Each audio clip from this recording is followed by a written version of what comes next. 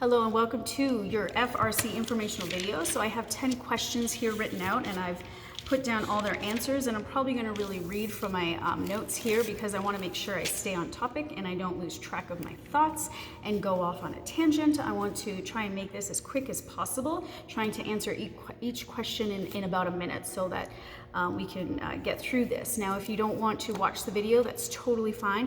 Just give a listen because I'm not really going to be doing any demoing. Okay, so question one, what does my appointment look like? So your 1 hour FRC appointment, I'm going to teach you the morning routine. The morning routine is a daily mobility practice where you move each joint through all ranges using rotation and irradiation. The irradiation gives your body stimulus to maintain and improve your joints and sharpens your control over them. It is also known as CARs, your controlled articular rotations. We're gonna hit the spine, the neck, the shoulders, the shoulder blades, the elbows, the wrists, the hips, the knees, the ankles, the toes, and fingers if you like. Do not worry, you do not have to memorize everything that you learn because I will send you home with a link to a video that I've made of the whole morning routine. Number two, how is it different from mobility work that I'm currently doing in the gym? Great question. FRC uses afferent training. That means signals are being sent to your brain, and that's how you get improvement and are able to maintain those improvements.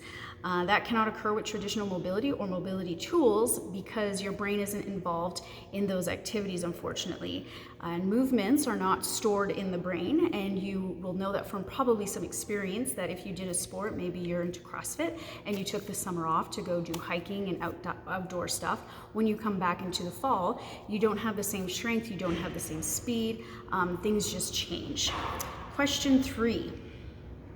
What does afferent training look like? Afferent training, that's your CARs, your pails and rails, your hovers, your passive range holds, your end range liftoffs, your end range rotations. So we're going to stick with CARs. That's the baseline and the foundation of FRC, but we can certainly move up once we figure out where you are with your joint rotations. CARs maintains your joint health, range of motion, pails and rails, and the others expand the range of motion.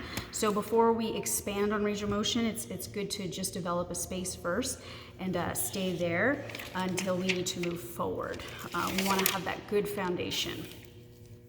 So number four, what is FRC? It stands for functional range conditioning. It's a systematic, not technique approach to mobility development, joint strength, and body control that is based on scientific principles and research. So it's not a technique, it's a system because it has principles. Everything is in stages.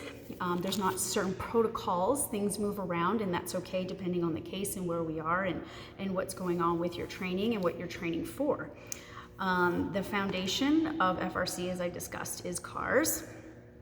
And from there we can move on to pails and rails, etc., etc.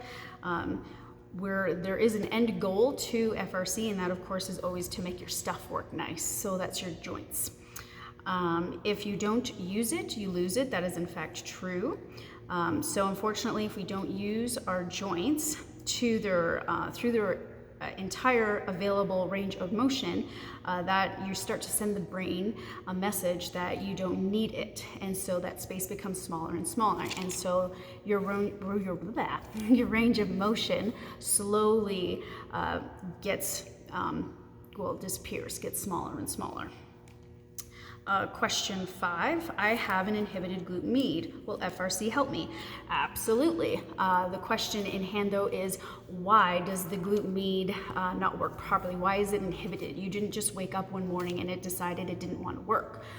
So most likely you have a dysfunctional hip, and so you can do things like activation exercises to help wake up the muscle, but unfortunately you're always going to have to do that because you haven't fixed the root problem, which is the hip, and so the glute is always going to become inhibited.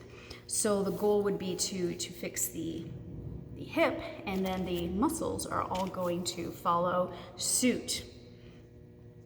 And I think that probably about answers that. And how FRC helps that, how we're going to fix the hip and everything else is going to follow suit is actually because we're involving your central nervous system. So we're involving your brain in the activity, and your brain needs to be involved in the activity in order to make biological changes.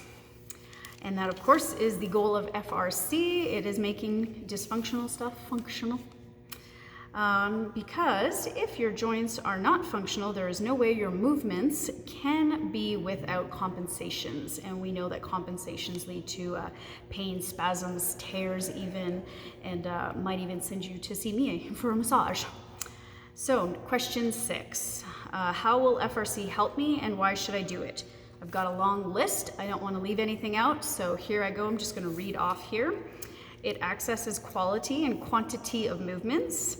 It ensures proper joint nutrition. It maintains active joint range of motion by engaging maximal mechanoreceptors, which sends signals directly to our brain where the info is saved and uploaded. So the mechanoreceptors are very unique in this case because they're type 2 mechanoreceptors and they're located in our joint capsules, and they send messages directly to the brain, bypasses the spine and everything, just right in the brain. Decreases joint inflammation by keeping the joint active, controls stress placed on movement and exercise, reduces scar tissue accumulation in and around the joints, prevents joint degeneration, great for joint screening, rehabilitation, range of motion maintenance, improves joint health and longevity. Studies are showing as well that it's prolonging arthritis, neuromuscular retraining, so that's changes in our biology, creates joint space so you can train your joints without compensations, pretty big, increases passive and active joint strength and stability. So passive is when we use any kind of outside object. It could be, you know, a book, it could be a weight, doesn't matter. It could be gravity like you use in yoga. And active, of course, is just you doing the range of motion yourself with no outside help. It restores joint awareness, so your body will understand where it is in space, improves quality of movement, helps identify the workspace, that's the joint space, available where you need to improve, maintains the capsular space, which gives you more time with your joints, plus it feels good. Question 7, what is the capsular space?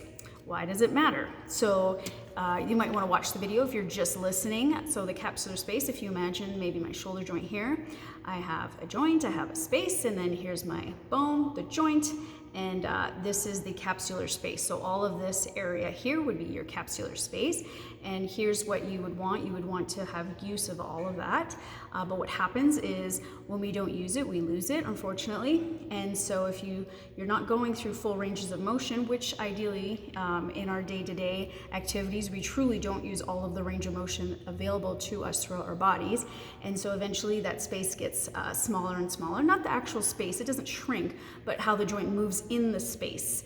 And so you end up losing that full range of motion. So cars, FRC training helps us to regain all of that space and access to it.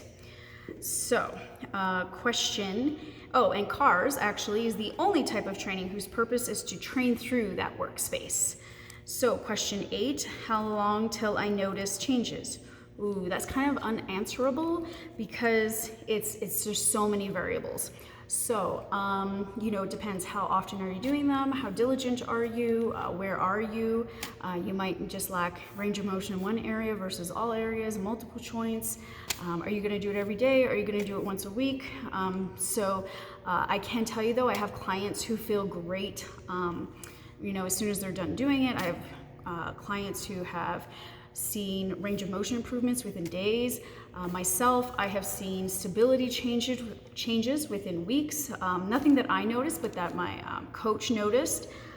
So there's some input. Question 9, what is irradiation? It's just developing tension throughout the entire body, and it helps to isolate specific joints and prevents compensations as we're working through those motions. It increases body awareness and recruits surrounding tissues of the surrounding joint and amplifies strength. So if we were going through the shoulder, you're not just going to be using upper trap that you might typically use. Your body's going to start recruiting all of the muscle, all of the tissues, the ligaments, the tendons, and your brain is going to start to understand that you actually have all of this stuff to use rather than the same two muscles. And our final question. What equipment do I need and how long does it take? You don't really need any equipment unless we're moving up to pails and rails, and even then the equipment is nothing significant. We can certainly use things around the house, easily found things in the gym.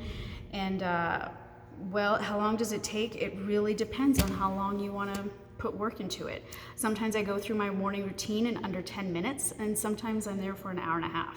So you get to kind of pick. And the nice thing about it is that even a slacked off version of it, it still counts. So if you only have 5 minutes to put into it, you're still making changes with your biology. I hope this was informative and this answered any questions you may have. If it didn't, please let me know so that I can address those issues. Have a wonderful day.